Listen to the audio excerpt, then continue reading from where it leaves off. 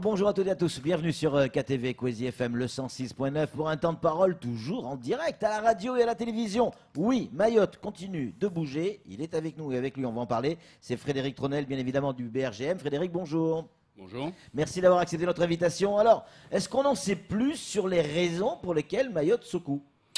Alors aujourd'hui, on observe ce phénomène sismique là depuis le 10 mai. Depuis le 10 mai, donc on a observé une évolution, je dirais, dans le temps, en termes de magnitude. On a eu les 2 premiers mois de mai et juin avec une forte activité et des magnitudes les plus fortes, avec l'événement à 5,8 le 15 mai. En suivant, on a eu un mois de juillet-août assez calme, avec néanmoins une activité qui était toujours présente, mais peu ressentie, et un regain d'activité à partir du 20 août qui se poursuit actuellement. En termes d'évolution, on a aussi constaté à partir de août une évolution en termes de localisation de l'épicentre des séismes. Donc on a une zone épicentrale qui est un peu plus proche de Mayotte, entre 35 et 40 km, alors que la zone initiale, qui est toujours active, est entre 50 et 60 km. Ça voudrait dire quoi? Qu'il y a deux phénomènes?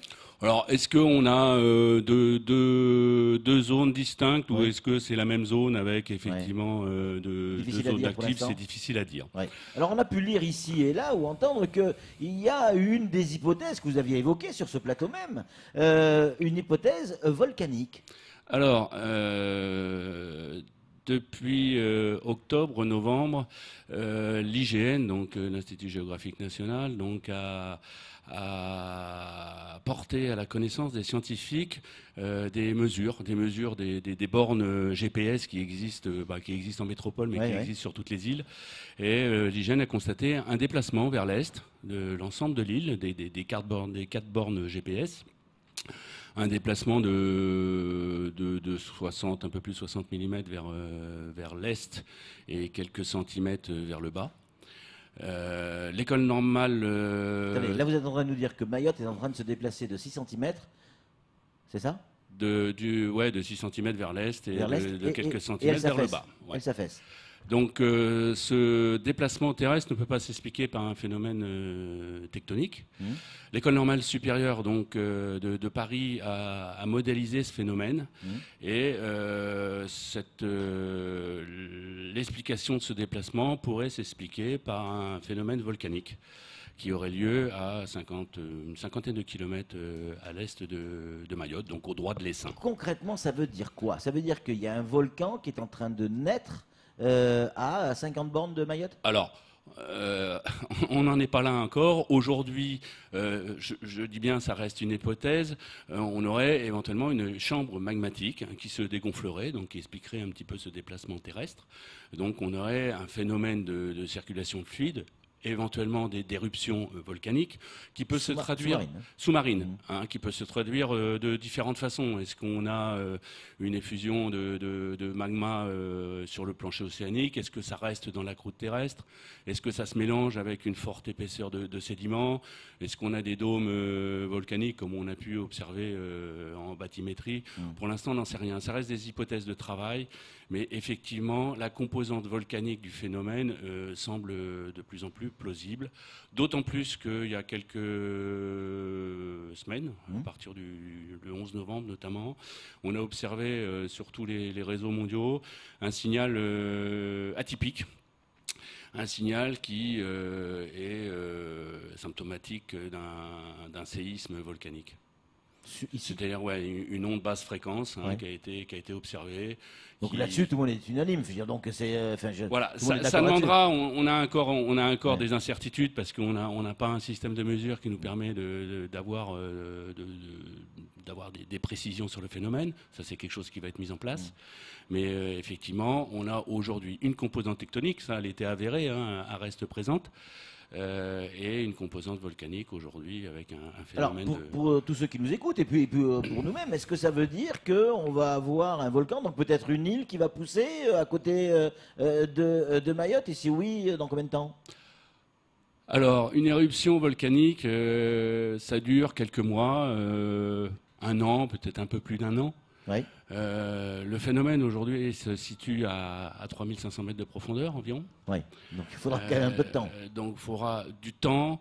Quand on dit du temps, c'est quoi? C'est des siècles? Les phénomènes volcaniques, voilà, ils sont actifs pendant un an, ils vont s'arrêter, ils vont recommencer peut-être quelques mois, quelques années, quelques milliers d'années plus tard. Voir une île émerger, il faudra attendre quelques millions d'années. On ne la verra pas. Voilà. Je crois que Mayotte a pris une dizaine de millions d'années avant d'émerger à la surface. Oui, bon, maintenant, avec les progrès de la science, on va tenir, croyez-moi. Samuel Bocher, le rédacteur en chef de France Mayotte Matin, a une question à vous poser. Je me le souhaite pas, tenir, franchement. Oui, moi je vais très régulièrement sur le site qui n'a rien à voir avec la géologie, mais France Diplomatie. Et il y a un conseil qui est donné aux voyageurs en direction des Comores, où se trouve le Karthala. Ils disent que le camp est en activité, donc il faut prendre des précautions. Y a-t-il un lien entre l'activité du Karthala et ce qui est en train de se passer chez nous avec les de séisme? Probablement pas, mais aujourd'hui on reste dans un système entre le rift est-africain et Madagascar. On reste sur un système comorien global. Il n'est pas exclu non plus qu'il y ait une relation, mais à ma connaissance, il n'y a pas d'éruption sur le Karthala pour l'instant. Il y a une activité, mais pas une activité magmatique. Le Karthala est de toute façon l'édifice aujourd'hui actif. Donc il est surveillé en permanence et il est susceptible de rentrer en éruption à un moment à l'autre. Frédéric, est-ce que ces nouvelles informations, en tout cas pour nous, est-ce que ces nouvelles informations sont de nature à reimaginer la naissance de Mayotte, en tout cas de revenir sur comment cette île est née un jour? Alors, aujourd'hui, ce phénomène, toute la communauté scientifique se fédère autour de ce phénomène. Donc le BRGM, avec d'autres établissements scientifiques, a déposé un dossier pour une campagne océanographique. Donc dossier qui a été déposé. S'il est accepté, ça sera une opération qui se fera en 2020. Qui permettra d'acquérir de la donnée au droit de la zone, mais également au droit de toute la région, donc de Madagascar et l'archipel des Comores. Aujourd'hui, ce phénomène va peut-être remettre en cause tout un tas de théories, intraplaque, pas intraplaque, point chaud, pas point chaud, etc. Donc effectivement, on va peut-être retravailler sur toute l'histoire de la zone. Et donc de la naissance de Mayotte? Et de la naissance de Mayotte, oui, indirectement. C'est extraordinaire. Indirectement. On se serait trompé depuis non, autant de temps? trompé non. Après, vous savez, la nature est complexe, donc il va falloir étayer et avoir peut-être d'autres théories. Samuel. Si je vous comprends bien, nous sommes tous des montagnards. Nous vivons au sommet d'une montagne à Mayotte. On vit en haut d'une montagne, effectivement, qui a une énorme montagne. 4000 mètres de profondeur, oui. C'est colossal. Avec un pied qui fait quelle circonférence, grosso modo? 100 km de mémoire. 100 km, c'est beaucoup, mais en même temps pas beaucoup à l'échelle planétaire. Oui, c'est beaucoup et pas beaucoup à l'échelle planétaire. Faut bien imaginer que Madagascar était collé au continent africain à un moment donné, et l'Inde est venue percuter aussi la plaque au-dessus. Donc voilà, ça reste petit comme phénomène, mais ça reste un phénomène géologique, oui, effectivement, qui est quand même notable. Alors, on vous le disiez à l'instant, si jamais un jour il y a une île qui sort, nous on la verra pas, ça c'est sûr, il faudra des siècles et des siècles. Mais est-ce qu'on sait aujourd'hui si cette activité ou ces activités peuvent générer de nouvelles secousses à Mayotte? Alors aujourd'hui, moi je l'ai déjà dit, effectivement, on manque de données, de mesures. Et donc la communauté scientifique se fédère et est en train de bâtir un projet de déploiement de systèmes de mesures complémentaires, donc sur Terre, eaux glorieuses, mais également en mer, avec la pose d'OBS. Alors les OBS, ce sont des sismomètres marins qu'on fait couler au fond de l'océan et qu'on récupère quelques mois après, et qui permettront d'avoir des signaux plus précis et qui permettront de mesurer des signaux caractéristiques et au droit de la zone. Vous n'avez pas répondu. Est-ce que ça risque de bouger encore à Mayotte? Ça va bouger. Il va y avoir, si c'est la question, c'est est-ce qu'il va y avoir encore des séismes? Oui. D'accord. Aujourd'hui, les séismes sont quand même globalement décroissants. Maintenant, voilà, on ne sait pas comment va évoluer un petit peu ce phénomène.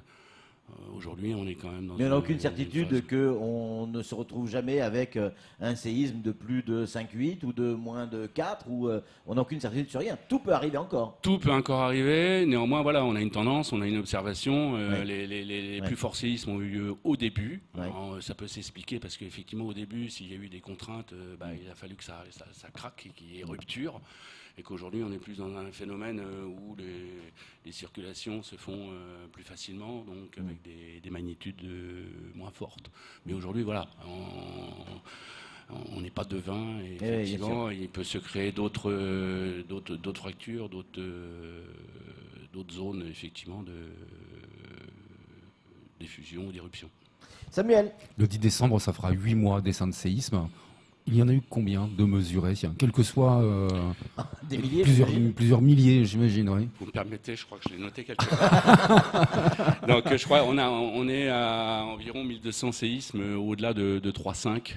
Ouais, voilà. Donc dans ces 1200 séismes au-delà de 3,5, on en a 380 qui sont supérieurs à 4. Ouais. On a eu 105 supérieurs à 4,5. Donc 4,5 c'est du séisme ressenti, c'est Ouais. clair. 25 au-dessus de 5 et on en a eu un au-dessus de 5,5, celui du 15 mai qui était à 5,8, 5,9.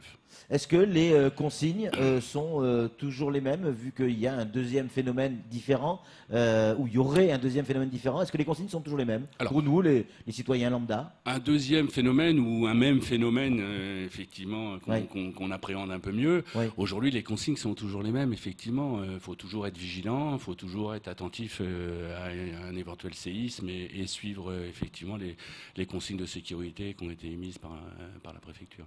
On garde toujours une valise à côté de soi, ou un sac, ou un sac à dos avec un minimum d'objets nécessaires. Et c'est quoi ces objets, Samuel? Vous les avez écrits? Je sais que vous avez toujours votre petit sac à Se dos. mettre dans une valise des éléments non périssables, ça peut être des conserves, des pâtes, des petites réserves alimentaires, des réserves d'eau, des vêtements aussi, des vêtements de rechange, parce que si on doit partir dans la précipitation, il faut pouvoir se changer, de l'éclairage, des piles, une radio. C'est un petit peu comme pour un cyclone, d'une certaine manière. Après, les consignes de sécurité, c'est trouver un mur porteur quand ça tremble, et puis se mettre à l'abri tout simplement, quoi.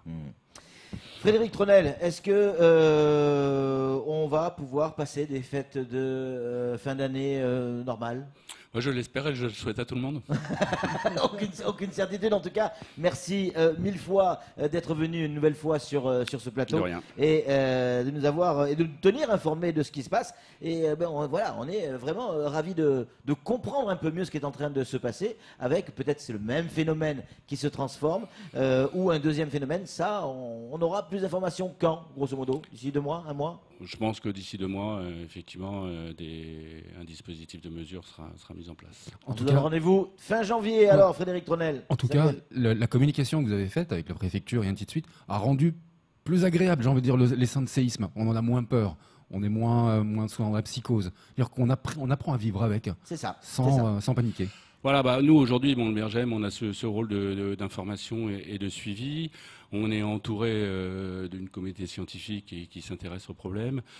Aujourd'hui, on ne peut pas communiquer tous les jours parce que j'ai reçu des plaintes des gens qui voudraient. On n'a pas eu d'informations sur le séisme de cette nuit. On fait le maximum. Aujourd'hui, on préfère traiter vraiment les signaux et puis communiquer que tous les 15 jours avec éventuellement une communication exceptionnelle en cas d'événement particulier. Voilà. Merci 1000 fois. Frédéric Tronel, on rappelle, vous êtes le boss ici du BRGM. Allez, c'est tout pour ce temps de parole. Tout de suite, la suite de nos programmes.